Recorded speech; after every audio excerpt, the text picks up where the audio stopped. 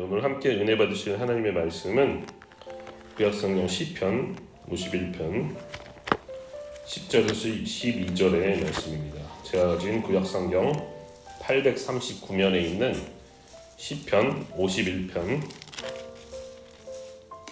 10절에서 12절의 말씀입니다.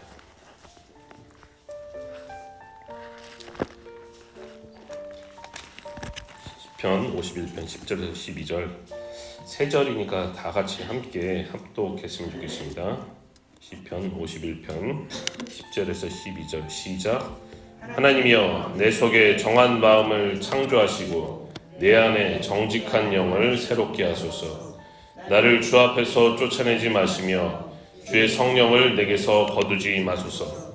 주의 구원의 즐거움을 내게 회복시켜 주시고 자원하는 심령을 주사 나를 붙드소서. 아멘. 할렐루야. 네. 이번 주는 목요일 새벽 2부 예배로 여러분을 찾아뵙게 됐습니다. 오늘도 변함없이 새벽 예배 나오신 성도 여러분들 승리하셨습니다. 네. 저는 오늘 시편 51편의 본문을 가지고 용서함을 받는 지혜 회개, 용서함을 받는 지혜 회개라는 제목으로 은혜를 나누어 보도록 하겠습니다. 이 시편 51편은요 우리에게 굉장히 익숙한 시편 중 하나예요. 대표적인 참회시라고 합니다. 참회시인데 오늘 본문의 표제를 한번 보시겠어요? 표제 한번 읽어보면 다윗의 시 인도자를 따라 부르는 노래. 다윗이 밧세바와 동침한 후 선지자 나단이 그에게 왔을 때 그때 쓴 시다 이렇게 나와 있습니다. 다윗과 밧세바에 관한 이야기는 어디 나오냐면 사무엘하 11장 이후에 이 내용이 나오는데요.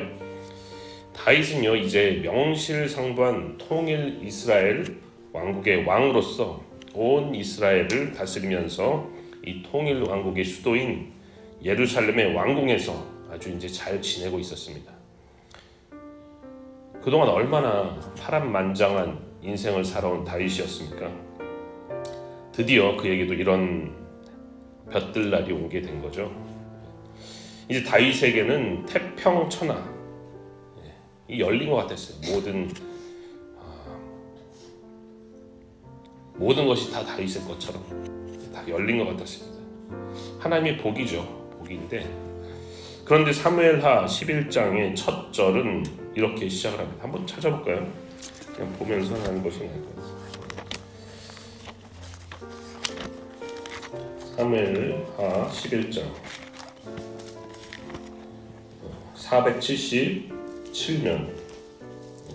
477면입니다. 구약성경 사무엘하 11장입니다. 477면인데요. 거기 보니까 11장 사무엘 11장의 첫 절을 이렇게 시작해야 해요. 그 해가 돌아와 왕들이 출전할 때가 되매 다윗이 요압과 그에게 있는 그의 부하들과 온 이스라엘 군대를 보내니 그들이 암몬 자손을 멸하고 랍바를 에워쌌고 다윗은 예루살렘에 그대로 있더라. 마지막 절이 뭐가 의미심장합니다. 다윗은 예루살렘에 그대로 있더라. 성경은요 다윗이 무언가를 했어야 했는데 그렇게 하지 아니하고 그대로 눌러앉은 듯한 뉘앙스를 우리에게 알려주고 있는 거예요. 다윗은 예루살렘에 그대로 있더라. 이 고대 근동, 특히 이 이스라엘이 속한 팔레스타인 지역에서는요 전쟁을 주로 언제 했냐면 봄에 했습니다. 봄에. 겨울에는 우기가 있어요. 그래서 겨울 절기가 끝나고 이제 본격적으로 밀이나 보리를 추수하기 전에가 이제 봄인데 남자들이 이런 농사 짓는 일에 동원되지 않는 그런 시기. 그래서 남자들을 동원해서 전쟁하기가 수월했기 때문에 봄에 했습니다. 이때 왕들은요 항상 선봉에 서서 전쟁을 지휘했어요. 그래서 마땅히 봄이 되면요 왕들이 출전을 해야 하는 게 누구나 인정하는 그런 룰이었다는 거예요. 그런데 이제 봄이 또 됐는데 이스라엘은 마침 암몬과의 전쟁을 개시를 했습니다. 암몬을 쳐 부숴야 되는 상황이었어요. 근데 이때 다윗이 출전을 안 하는 거예요. 출전을 하지 않고 요압과 부하들만 전쟁터에 내보냈습니다. 전쟁의 선봉에 서야 하는 당시 왕들의 루틴을 다윗이 지금 깨버린 거예요. 그리고 그냥 왕궁에 편하게 눌러 앉은 것입니다. 우리가 그동안 알고 있던 다윗의 모습과는 거리가 한참 먼 그런 모습이에요. 항상 누구보다도 솔선수범하고 또 용기 있게 행동했고 이랬던 다윗이 비겁하게 부하들만 전쟁터에 내보냈어요. 아무래도 이것은요, 다윗에게 영적인 나태함이 와버린 것이다 라고 성경은 이야기하고 있는 것 같습니다. 영적인 매너리즘이다. 영적인 나태함 속에요, 다윗은 사무엘하 11장 2절에 보니까 뭐라고 되어 있느냐, 저녁 때 침상에서 일어났다. 저녁 때 침상에서 일어났다고 되어 있습니다. 백주 대낮을 낮잠으로 다 떼어버리고 저녁 때가 돼서야 그제서야 일어났다는 것입니다. 조금씩 뭔가 상태가 심각해지고 있습니다. 한 나라의 왕이 지금 전쟁에 안 나간 것도 뭔가 깨름칙한데 저녁에 일어난다. 여러분, 영적 나태가 오면 어떻게 되는지 아십니까? 영적 나태가 오면 혹시 뭐 재밌는 거 없나 이렇게 막 찾아다니게 돼요. 영적 나태가 오면 재밌는 거 없을까? 시간 남아도는데 심심하거든요. 심심해요. 그래서 발발거리면서 여기저기 다니는 거죠. 늦게 저녁에서야 일어난 다윗은요, 왕궁 옥상을 여기저기 거닐었습니다. 우리는 이제 우리나라의 저녁만 생각하고, 아니 뭐 저녁에 산책하는 게 뭐 대단한 일이냐 이렇게 생각할 수도 있겠지만, 중동의 저녁은요, 뭐 칠흑같이 깜깜한 밤은 아니었을지라도 충분히 어두웠을 것입니다. 사막 기후라 또 추웠을 거예요. 물론 다윗은 왕궁에 사니까 그나마 좀 나았겠죠. 그래서 다윗이 그렇게 여기저기 돌아다니는데 그때 그의 눈에 어떤 여인이 목욕을 하는 게 아니겠습니까? 성경에 어떻게 써있냐면요, 그곳에서 보니 한 여인이 목욕을 하는데 심히 아름다워 보이는지라. 다윗의 눈에 그 여인은 심히 아름다워 보였습니다. 심히. 그리고 사람을 보내서 정보를 캐내는 것을 작수를 했어요. 저 여인이 누구냐, 빨리 알아와봐. 알아봤더니 다윗의 신하 중에 고위직에 있는 사람이네요. 엘리암의 딸이자 햇사람, 그러니까 이방인이죠. 햇사람 우리아의 아내 밧세바라고 하는 거예요. 근데 지금 그의 남편은 정상적이었다면 이 다윗 왕도 참전하고 있어야 될 그 전쟁, 암몬과의 전쟁에 차출돼서 전쟁터에 있는 상태였습니다. 자기 부하가 그렇게 나가 있는데 그 부인을 다윗은 정욕에 눈이 멀어서 엄연히 다른 사람의 아내인 그 여인을 궁으로 데려왔고요. 데려온 게 아니라 거의 소환한 거죠. 동침을 했다. 성경에 이렇게 나와 있습니다. 다윗은 그리고 그 여인을 보냈어요. 여기 성경에 보면은 집으로 갔다, 밧세바가 이렇게 되어 있습니다. 그런데 여인에게서 소식이 들려옵니다. 왕이시여, 제가 임신했습니다. 다윗은 심히 당황하게 됐습니다. 그 아이는 틀림없이 다른 사람이 아니라 자기 아이였을 것이기 때문이에요. 여러분, 밧세바가 저녁에 목욕을 했던 까닭이 있어요. 그는 율법에 따라서 이 월경을 마치고 정결해지기 위해서는 이 월경을 마치고 씻어내야 되거든요. 근데 월경을 마쳤다는 얘기는요, 그 전에는 임신하지 않았다는 얘기입니다. 그 이후에 관계를 가진 사람이 그 사람을 통해서 임신했다는 얘기예요. 그 후에 관계를 가진 사람은 다윗뿐이었습니다. 남편은 전쟁터에 나가 있기 때문에. 그러므로 아이는 다윗의 아이일 수밖에 없었다라는 것입니다. 하지만요, 다윗은 죄를 인정하지 않아요. 어떻게든 이 범죄를 덮어보려고 했습니다. 그러다가 급기야 그는 충실하게 전쟁을 수행하고 있는 밧세바의 남편 우리아를 왕궁으로 소환해요. 불러들였어요. 야 이봐 우리아, 지금 전장의 상태는 어떤가? 아 그래? 그래 자네 수고 많았으니까 자네 집에 가서 발 좀 씻어라. 발을 좀 씻게 이렇게 얘기합니다. 여기서 발을 씻으라는 의미는요, 집에 가서 네 부인과 부부 관계를 가져라 이런 은어예요. 발을 씻어라. 만약 그렇게만 된다면 그 아이가 우리아의 아이다. 우리아가 전쟁에서 갔다 와서 정상적인 부부 관계를 통해서 아이를 가지게 되었다. 이렇게 뒤집어 씌우려고 전략을 세웠습니다. 근데 왕은 우리아랑 면담을 마치고 음식까지 다 싸서 같이 보냈어요. 우리아의 손에. 근데 우리아가 이 우직한 사람이 아주 우직한 사람이에요. 집에 안 가는 거예요. 집에 가라고 그랬는데 그냥 왕궁 문에서 부하들과 더불어 잤습니다. 그래서 다윗이 다시 부르죠. 우리아를 불러서 야 너 왜 집에 안 가고 여기서 잤어? 이렇게 물었더니 우리아가 이렇게 얘기합니다. 언약궤와 이스라엘과 유대가 야영 중에 있고 내 주 요압과 내 왕의 부하들이 바깥들에 진치고 있거든. 내가 어찌 내 집으로 가서 먹고 마시고 내 처와 같이 자리이까.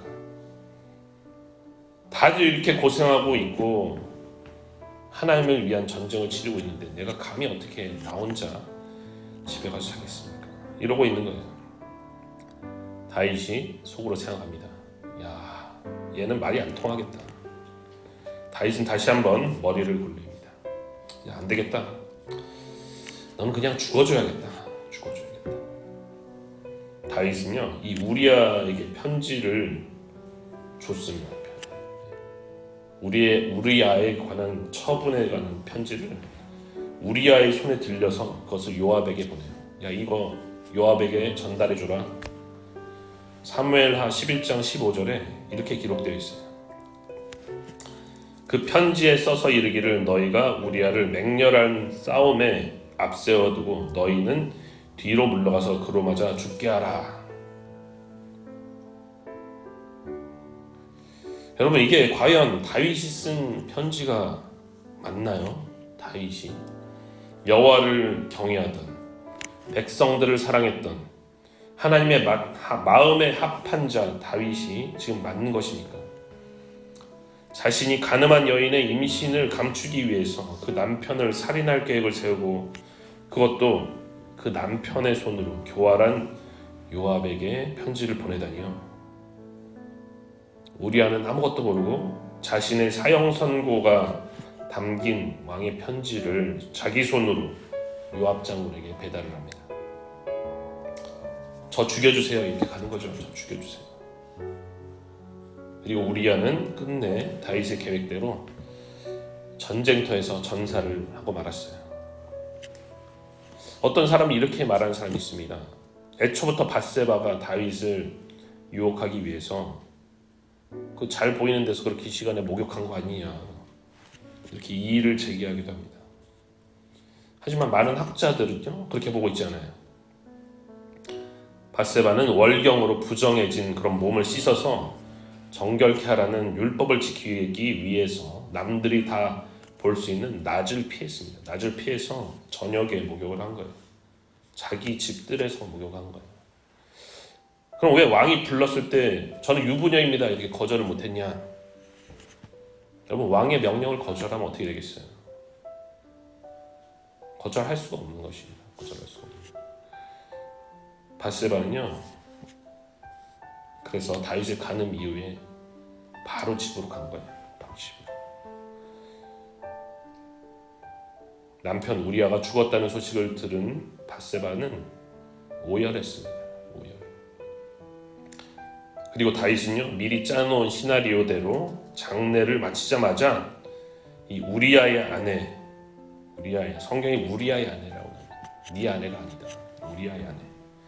우리아의 아내를 왕궁으로 데려와 자기 아내로 삼았어요. 그리고 간음으로 임신했던 아이가 드디어 태어나게 되었습니다. 다윗에게는요, 이 모든 것이 정말 완벽할 수가 없었죠. 이보다. 참 제대로 한 드라마 하나 짰구나. 모든 것이 이보다 완벽할 수가 없었어요. 한때는 하나님의 마음에 합한 의인이었던 사람이 이제 간음과 살인이라는 극악무도한 죄를 저지르고도 뻔뻔하게 완전 범죄를 꿈꾸는 그런 악인이 되어 있습니다. 무섭죠, 여러분. 하지만요, 하나님은 이렇게 하루아침에 양심이 마비되어 버린 다윗에게 하나님의 선지자인 나단을 보내서 이야기를 들려주는 거예요. 왕이시여, 제 이야기를 한번 들어보세요. 어떤 성읍에 두 사람이 있었습니다. 근데 그 사람, 한 사람은 부자고요, 한 사람은 가난했대요. 부자는 양과 소가 심이 많았지만 가난한 사람에게는 그가 딸처럼 아끼는, 그래서 그 가족들과 함께 딸처럼 아끼는 작은 암양 새끼 한 마리뿐이 없었대요. 그때 어떤 지나가던 행인이 이 부자에게 개구로 손님으로 오게 되었는데, 그래서 이 부자가 대접을 해야 되는데 자기께 너무 아까운 거예요. 그래서 이 부자는 자기가 소유한 심이 많은 양과 소 중에서 그 대접할 음식을 찾지 않고요, 그냥 이 가난한 자가 가지고 있는 그 작은 암양 새끼를 뺏기로 했습니다. 그래서 이 암양 새끼를 뺏어다가 그것을 잡아서 그것으로 손님을 대접했다고 합니다. 나단이 이렇게 얘기를 했어요, 다윗에게. 그랬더니 다윗이 분노했습니다. 여호와의 살아계심을 두고 맹세하노니 이 일을 행한 그 사람은 마땅히 죽을지라. 마땅히 죽을지라. 그런 나쁜 놈이 어디 있느냐. 그는 양새끼를 4배나 갚아줘야 될 것이다. 그때 나단이 왕에게 이야기합니다. 당신이 그 부자입니다. 당신이 바로 그 사람입니다. 당신이 바로 가난한 자의 유일한 암양 새끼를 빼앗아다가 손님을 대접했던 바로 그 사람입니다. 그렇게 은밀하게 완벽하게 완전 범죄를 실행한 줄 알았는데 하나님은 계속해서 그를 지켜보고 계셨고 백주대낮에 그의 죄를 밝히 드러내 버리셨습니다. 다윗이 어떻게 했을까요? 다윗이 어떻게 했을까요? 사무엘하 12장 13절에서 그는 내가 여호와께 죄를 범하였노라. 내가 여호와께 죄를 범하였노라. 이렇게 바로 시인을 해요.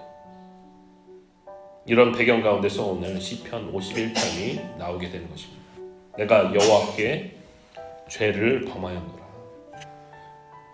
시편 51편 4절에서 그는 이렇게 고백합니다. 내가 주께만 범죄하여 주의 목전에 악을 행하였사오니 주께서 말씀하실 때에 의로우시다 하고 주께서 심판하실 때에 순전하시다 하리이다.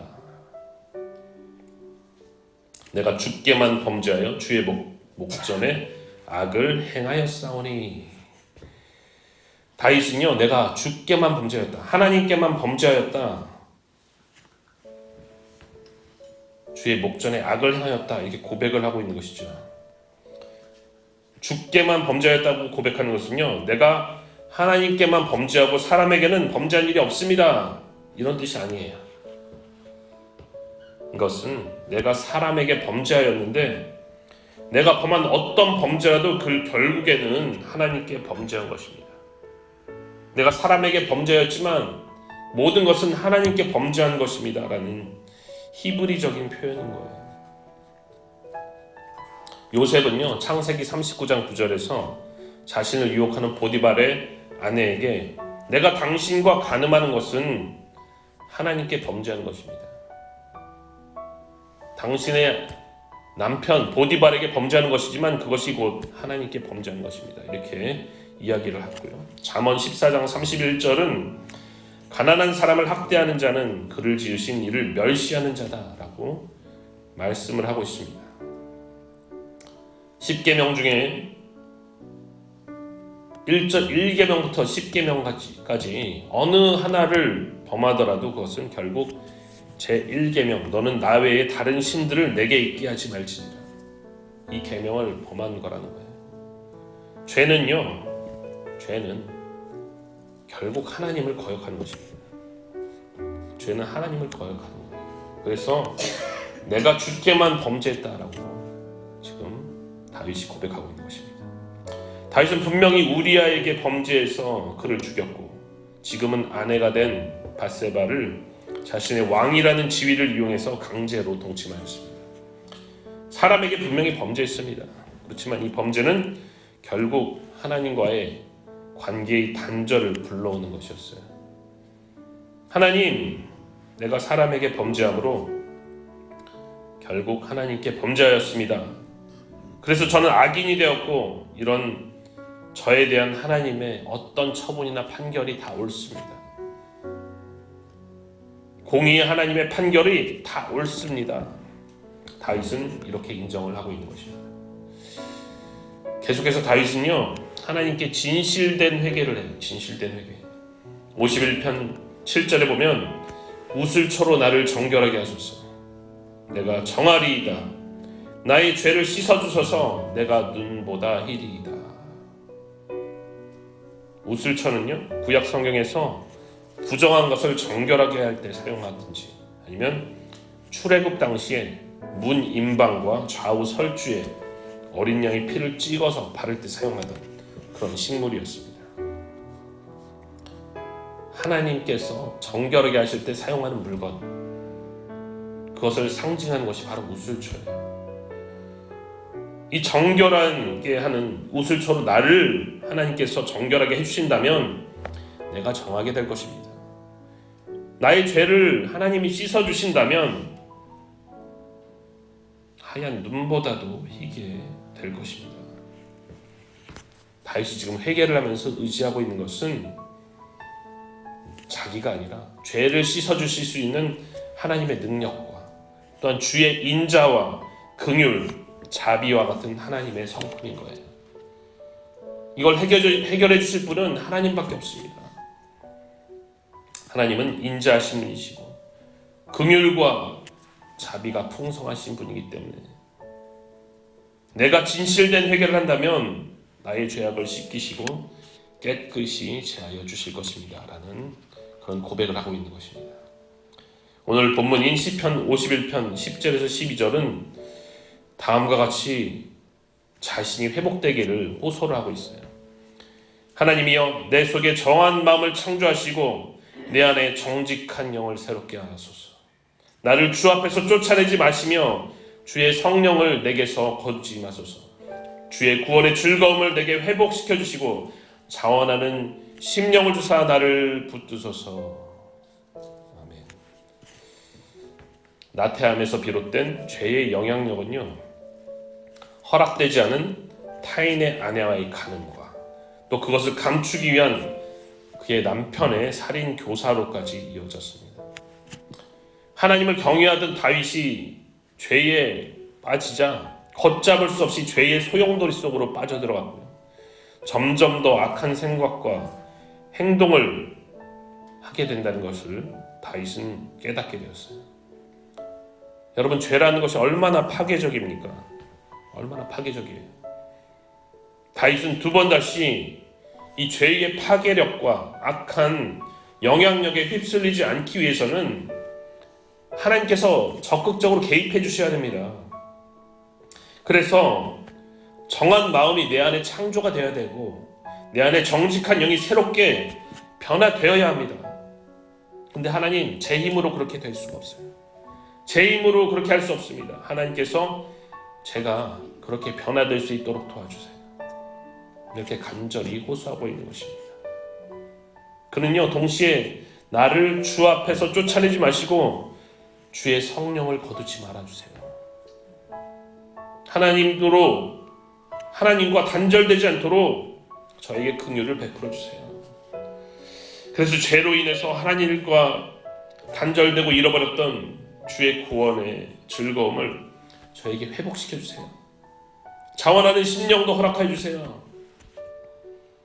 이런 기도를 드리고 있는 것입니다. 기도. 사랑하는 성도 여러분, 그동안 저는요 예수님의 십자가를 묵상할 때 인간의 죄를 대신 짊어지셔야 하는 것은 이해가 됐지만 도대체 왜 그렇게도 잔인하고 뭐라고 표현할 수 없을 만큼 고통스럽고 또 힘겹게 예수님이 십자가에 죽으셔야만 했나, 이런 의문이 많이 들었어요. 돌아가시는 건 대신해서 죽는 것은 이해가 됐지만 왜 이렇게 잔인하게 돌아가셔야 될까? 제가 죄의 한복판으로 들어가서 그 악을 파괴하기 위해서 그렇게 잔인하게 돌아가셔야만 했습니다, 이렇게 답을 제가 드렸지만 제 안에서는요 뭔가 시원하지가 않아요. 의문이 풀리는 것 같지가 않았습니다. 그러다가 우리 죄가 얼마나 심각하고 중하고 무거우면 그저 하나님이 대신 죽으시는 것으로 부족했을까? 얼마나 우리 죄가 무겁길래 그냥 하나님이 대신 죽으시는 것으로 부족하고 그렇게 잔인하게 폭력을 당하면서 돌아가셔야 했는가 하는 깨달음이었습니다. 여러분, 다윗은요 인간 중에서도 거의 최상의 인간의 전형과도 같은 존재였어요. 거의 최상의 삶을 사는, 하나님이 원하는 성품을 다 가지고 있는 그런 사람이었어요. 모든 시련과 고난 속에서도 그는 죄를 짓지 않으려고 했습니다. 하나님을 경외했기 때문에 죄를 짓지 않으려고 최선을 다해서 살았던 사람이에요. 그런데 한순간에 파고든 이 죄의 영향력과 파괴력 앞에 무기력하게 최악의 인간으로 변모되어 갔어요. 최상의 인간의 전형이 갑자기 최악이 되는 거예요. 다윗도 이렇다면 저를 포함한 대부분의 인간은요 희망이 없는 거예요. 희망. 그러나 하나님은 이렇게 파괴되어가는 다윗을 그냥 내버려 두지 않으셨어요. 그냥 내버려 두지 않으셨어요. 그를 불쌍히 여기시고 하나님의 사람 나단을 보내서 회개케 하셨어요. 회개케. 그래서 다시 궤도를 수정해서 다시 너는 하나님을 위한 사명으로 살아가라. 사명을 주는 것입니다. 그러므로 하나님께 용서함을 받는 지혜가 바로 회개인 것을 믿으시기 바랍니다. 할렐루야. 하나님께 용서함을 받는 지혜가 바로 회개인 거예요. 회개는요 죄를 인정함으로 시작이 되고요, 스스로 그 죄를 해결할 수 없음을 깨달음에서 발전이 되고요, 하나님의 자비하시고 긍휼하신 성품에 의지해서 용서를 구하고 도움을 바라며 마음과 심령의 변화를 원할 때 비로소 완성이 되는 것입니다. 사랑하는 여러분, 우리 안에 있는 이 죄성은 언제든지 우리를 타락의 길로 또 멸망의 길로 이끌어갈 수 있지만 우리 안에 내주하셔서 우리의 연약함을 친히 도우시는 성령님의 도우심으로 우리에게는 회개할 수 있는 기회가 허락되는 거예요. 우리가 이 회개의 기회를 놓치지 않을 때 우리는 하나님께 죄를 용서받고 구원의 기쁨을 회복하며 살아갈 수가 있게 되는 것입니다. 하지만 반대로요, 이 회개의 기회를 놓치면 어떻게 될까요? 성령을 받았는데 회개의 기회를 놓치게 되면 히브리서 6장 4절에서 4절에서 6절 무서운 말씀이 나옵니다. 히브리서 6장 4절에서 6절은요 이렇게 얘기하고 있어요. 한 번 빛을 받고 하늘의 은사를 맛보고 성령에 참여한 바 되고 하나님의 선한 말씀과 내세의 능력을 맛보고도 타락한 자들은 다시 새롭게 하여 회개하게 할 수 없나니 이는 그들이 하나님의 아들을 다시 십자가에 못 박아 드러내놓고 욕되게 합니다. 다시 새롭게 하여 회개할 수가 없다는 거예요. 다시 새롭게 하여 회개할 수 없다. 여러분, 사울과 다윗이 다른 점이 무엇입니까? 사울 왕에게도요 분명한 회개의 기회가 있었습니다. 그는 희생양이 아니에요. 아말렉에서 모든 것을 하라는 하나님의 명령을 불순종하고 왔을 때 사무엘이 얘기하지 않습니다. 순종이 제사보다 낫다고 얘기했을 때 거기서 회개하면 돼요. 하지만 사울은 억울해합니다. 내가 하나님을 위해서 좋은 것을 가지고 와서 제사 드리려고 한 건데 그게 뭐 이렇게 대단합니까? 저 하나님을 위해서 한 겁니다. 억울해하죠. 회개하지 않았습니다. 그게 악신이 들려요. 여러분 가룟 유다, 어떤 사람들이 얘기합니다. 가룟 유다 희생양 아니냐? 하나님의 일을 완성하기 위해서 불쌍한 사람 아닙니까? 성경에 보니까요. 그 마음에 사탄이 예수를 팔 마음을 집어넣었습니다. 마귀가 그 마음 속에 그냥 들어가요. 내가 열어준 거예요. 그리고 예수님이 마지막 기회 주십니다. 이 그릇에 나와 같이 손을 넣는 자가 나를 팔 것이다. 아무렇지도 않게 손을 넣어버립니다. 그리고 나가서 예수님 팔아요. 아나니아와 삽비라가 사도행전에 나오죠. 5장에. 그들은 성령 받은 자들이었을까요? 아마도 저는 성령 받은 자였을 거다 생각합니다. 오순절 성령 강림 위에 교회, 초대교회 아름다운 모습들 가운데 아나니아와 삽비라도 있었어요. 성령을 속여서 그들은 죽게 되었습니다. 성령 회방죄. 예수님께서 말씀하시죠. 나를 모독하고 나에 대해서 비방하는 것은 용서를 받을 수 있지만 성령을 모독하는 것은 용서받을 수 없다. 사랑하는 여러분, 다윗에게는요 이 회개의 기회를 놓치지 않는 지혜가 있었기 때문에 그를 통해서 메시아가 나오게 되고 하나님의 마음에 합한 자라는 그런 타이틀을 유지할 수가 있었던 거예요. 그러므로 우리도 다윗처럼 이 회개의 기회를 놓치지 말고 오늘도 나의 연약함을 인정하며 성령님의 도우심을 구하며 나보다 남을 낮게 여기고 구원의 감격을 회복함으로 하루하루를 기쁘게 살아가기를 주님의 이름으로 축원합니다. 기도.